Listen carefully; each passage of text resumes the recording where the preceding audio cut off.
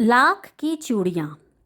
बचपन में लेखक अपने मामा के गांव चाव से क्यों जाता था और बदलू को बदलू मामा ना कहकर बदलू काका क्यों कहता था?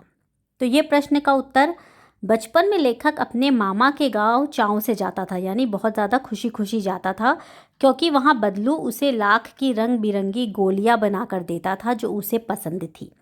जिस लाख से चूड़ियाँ बनती है उसकी ही वो गोल गोल गोलियाँ बनाकर देता था। किसको? लेखक को। ठीक है। और वो उसको बहुत ज़्यादा पसंद थी। लेखक उसे बदलू मामा ना कहकर बदलू काका कहता था, क्योंकि गांव के सभी बच्चे बदलू को बदलू काका ही कहते थे।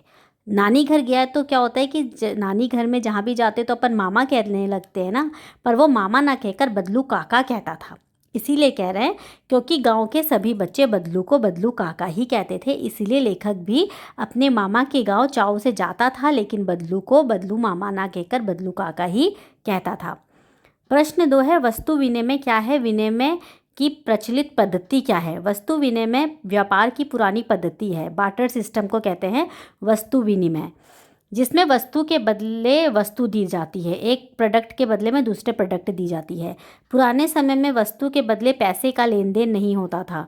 आधुनिक व्यापार पद्धति में वस्तु के बदले धन, रुपए, पैसे का लेन देन होता है। आजकल बिजनेस के अगर अगेंस्ट में, मतलब आप कुछ खरीदते हो तो पैसे देते हो, फिर वो सामान खरीदते हो ना। पहले क्या होता था? बार्टर सिस्टम होता था, आप सामान के बदले में सामान लेते थे। ठीक है। मशीनी युग ने कितने हाथ काट दिए हैं? इस पंक्ति में लेखक ने किस व्यथा की ओर संकेत किया है? तो मशीनीकरण यानी कि मशीनी युग। ठीक है। मशीनीकरण के कारण हस्तशिल्प पर बहुत बुरा प्रभाव पड़ा है, यानी कि जो हाथ से बनाते थे ना, हैंडीक्राफ्ट, उसमें बहुत ज़्यादा फर्क पड़ा है। मशीनों में आ जाने से छोटे छोटे उद्योग धंधे और कलात्मक वस्तुएं बनाना बंद हो गया। तो मशीन आने के कारण से क्या होता है, जो छोटे छोटे इंटरप्राइजेज जो रहते थे, छोटे छोटे इंडस्ट्रीज रहते थे, और जो भी क्रिएटिव वर्क्स, आर्टिस्टिक वर्क होते हैं ना, वो सब चीज़ में बहुत बुरा प्रभाव पड़ा। ठीक है। जो कई लोगों की आमदनी के साधन थे, जो बहुत लोगों के कमाई के साधन थे, लोग बेरोजगार हो गए हैं और बेरोजगारी बढ़ गई है, अनएम्प्लॉयमेंट बढ़ गया। उसके कारण से लोगों के पैतृक व्यवसाय भी बंद हो गए हैं। जो लोग के फोरफादर के जो बिजनेस थे वो बंद हो गए। ऊपर लिखी पंक्ति बदलू काका की दशा की ओर संकेत करती है। उसका लाख की चूड़ियों का व्यवसाय बंद हो गया था। ठीक है, क्योंकि वो हाथ से बनाता था। इसका उसके जीवन पर बहुत प्रभाव पड़ा है। उसकी आर्थिक स्थिति और स्वास्थ्य दोनों ही बिगड़ गए। उसका फाइनेंशियल कंडीशन भी खराब हुआ और हेल्थ कंडीशन भी खराब हुआ। क्यों?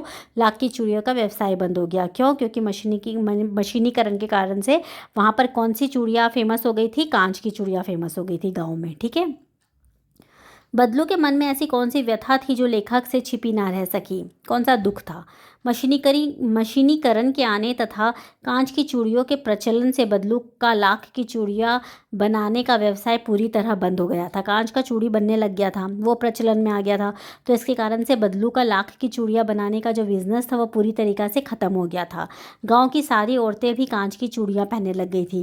पहले लाख की चूड़ियाँ पहनती थी, अब कांच की चूड़ियाँ पहनने लग गई थी।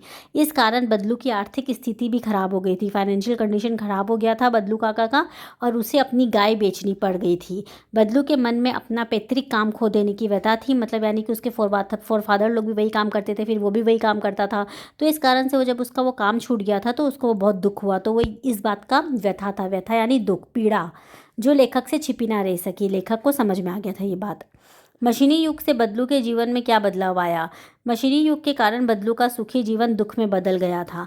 गांव की सारी औरतें कांच की चूड़ियाँ पहनने लगी थी। बदलू की कला को अब कोई नहीं पूछता था। उसका जो आर्ट था ना, जो वो चूड़ी इतना सुंदर बनाता था लाख का, अब कोई नहीं पूछता था। उसकी चूड़ियों की मांग अब नहीं रही थी। इसी कारण शादी ब्याह से मिलने वाला अनाज, पहले बार्टर सिस्टम था, वस्तु विनिमय था, तो उसको क्या चूड़ी के बदले पैसे लेता था क्या? नहीं, उसके बदले क्या लेता था? अनाज, कपड़े, अन्य उपहार लेता था, जो अब उसको नहीं मिलते थे। उसकी आर्थिक हालत बिगड़ गई थी, जिससे उसे अपनी गाय भी बेचनी पड़ी थी। इसका उसके स्वास्थ्य पर भी बुरा असर पड़ा था। ठीक है। तो ये है क्वेश्चन आंसर किसकी, लाख की चूड़ियाँ की। और आई होप आपको पसंद आया होगा। Thank you.